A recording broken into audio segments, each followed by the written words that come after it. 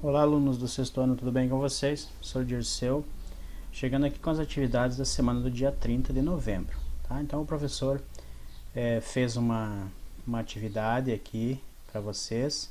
Nós vamos continuar falando sobre os biomas. Então, o último bioma que faltava nós estudarmos, que é o bioma Pantanal. Tá? Então, o professor trouxe hoje aqui algumas atividades, uma tabelinha aqui com algumas perguntinhas que vocês vão, somente essa tabela aqui, vocês vão copiar no caderno e vão responder. Então, essas 5 perguntinhas aqui, vocês vão responder aqui do ladinho, tá? Sobre um texto que o professor deixou aqui para vocês. Então, vocês vão fazer a leitura. O professor vai fazer a leitura junto com vocês agora, tá?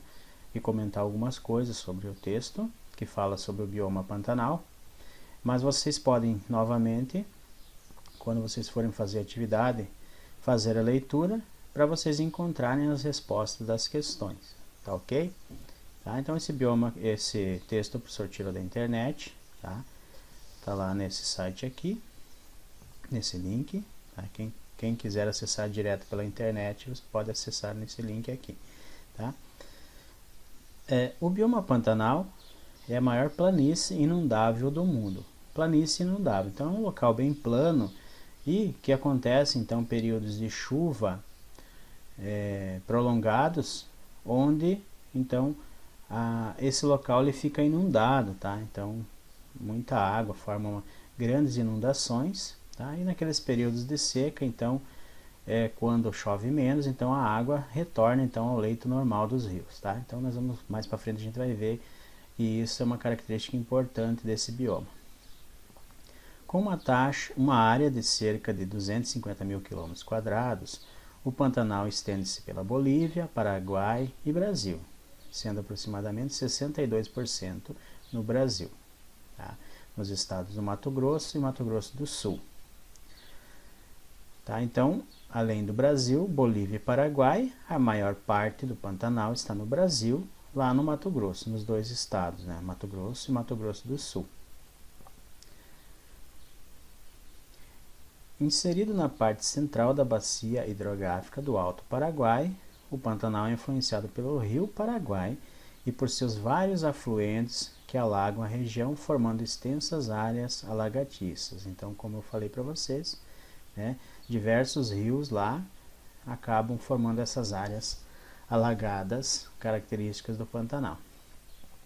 O Pantanal é caracterizado pela alternância entre períodos de muita chuva, que acontece de outubro a março, e períodos de seca, nos meses de abril a setembro. Então, como eu já falei para vocês, uma característica importante são longos alternância, então períodos de chuva e períodos de seca. Possui região plana, tá? Já comentei também, levemente ondulada, com alguns raros morros isolados e com muitas depressões rasas. As altitudes não ultrapassam 200 metros acima do nível do mar e a declividade é quase nula. Então não tem muito morro lá, até os pontos mais altos não ultrapassam então 200 metros. Então é uma planície mesmo. O solo do Pantanal é principalmente arenoso e argiloso. Lembra que a gente estudou sobre solos, né? Então, solo arenoso e argiloso, os dois tipos de solo. Esse fator é associado à baixa declividade, então, né, por ser plano, e aos muitos rios dessa região, contribui para o alagamento do Pantanal. Tá? Então, por isso, né, como é bem plano, tá? E a característica do solo arenoso e argiloso, principalmente, né? Então, as primeiras chuvas que caem sobre o solo poroso, tá? Principalmente por esse solo ser arenoso, são facilmente absorvidas. Com o umedecimento da terra, várias espécies de vegetais rebrotam e a planície se torna verde. Tá? Em poucos dias, o solo não consegue mais absorver a água que passa a se acumular nas áreas mais baixas, então acontece um encharcamento. Então é um solo arenoso e também argiloso, mas chega um momento que esse solo poroso já não consegue mais absorver toda essa água e daí começa a formar então as áreas alagadas. O nível dos rios e as lagoas aumenta, provocando enchentes, e o Pantanal se torna um enorme alagado. Durante a seca, a água fica restrita aos leitos dos rios, lagoas e banhados. Então, na seca, então, essa água ela diminui e os rios voltam ao normal.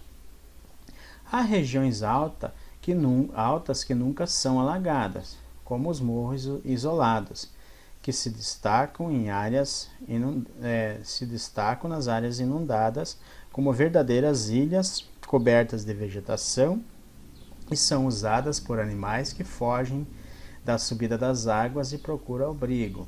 Algumas regiões ficam quase sempre submersas e outras se apresentam alagadas durante alguns meses. Então esses locais onde tem alguns morros, então locais um pouquinho mais altos, acabam sendo um refúgio para os animais que fogem da inundação, porque formam-se grandes lagos, grandes alagados, né? Então os animais têm que correr para essas regiões um pouco mais altas para não se afogarem da água. A flutuação do nível da água é fundamental. Então essa baixa e essa alta das cheias, né, do nível das águas, ela é fundamental para o funcionamento desse bioma. Durante a seca, o material que se decompõe no solo contribui para o enriquecimento da água de inundação durante a cheia. Quando as águas recuam, elas deixam uma rica camada de nutrientes no solo que servirão de base para o surgimento de uma extensa vegetação. Então, quando essa água está rica de nutrientes, tá? E quando ela invade o solo e depois essa água baixa, então esse solo fica muito fértil, né? Que vai contribuir para que a vegetação cresça novamente, né? Venha com bastante vigor. A fauna do Pantanal, ou seja, os animais, é bastante diversificada. Tá? Então, levantamentos registram 325 espécies de peixes, 53 de anfíbios, 98 de répteis, 656 de aves e 159 de mamíferos. Jacarés, capivaras e onças estão entre os principais animais. Tá? Então, o jacaré do Pantanal, né, bem famoso. Tá? As onças também, né? Destaques também a arara azul, o tuiuiu, ave símbolo do Pantanal. Tá? A flora dessa região, os vegetais, a vegetação, também é bastante diversificada, formando um mosaico de plantas do cerrado, da floresta amazônica, da Mata Atlântica e Chaco, Paraguai e boliviano. Nas áreas alagadas encontramos gramíneas, as gramas, né, pessoal? Nas áreas intermediárias, nas regiões intermediárias, desenvolve-se pequenos arbustos e vegetação rasteira, e nas regiões mais altas a paisagem é parecida com a caatinga, com árvores de grande porte. No Pantanal é comum a presença de formações vegetais como o carandazal, formado pelas palmeiras, carandá, e o buritizal, onde predominam os buritis. Então veja que a vegetação aqui no Pantanal ela é bem diversificada e tem características de vegetação de vários outros biomas que a gente já viu. O cerrado, a floresta amazônica, a Mata Atlântica e até a caatinga. Então bem diversificado. As principais atividades econômicas ali no bioma do Pantanal são a pecuária, a pesca e o turismo. Tá?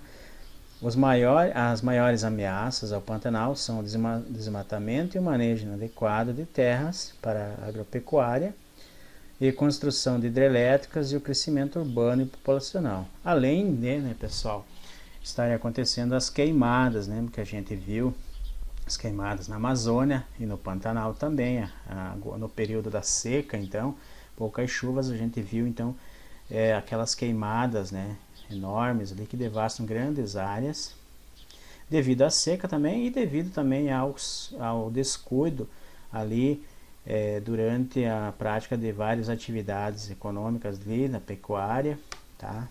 Pesca, etc, ali que causam então degradação nesse bioma, certo? Pessoal, então esse textinho aqui, né, se vocês tiverem dúvidas, vocês podem ler novamente, tá? Podem ler novamente e depois vocês respondem as questões aqui, tá? Respondam, né? Tentem fazer um resuminho de cada resposta aqui, de cada pergunta, fazer uma respostinha legal aqui, tá?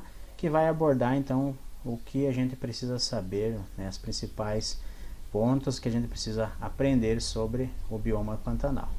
Beleza, gente? Bom trabalho para vocês, e tendo dúvida vocês chamem o professor no WhatsApp, tá? Que o professor ajuda a responder as dúvidas aí. Beleza, gente? Até a próxima semana. Tchau.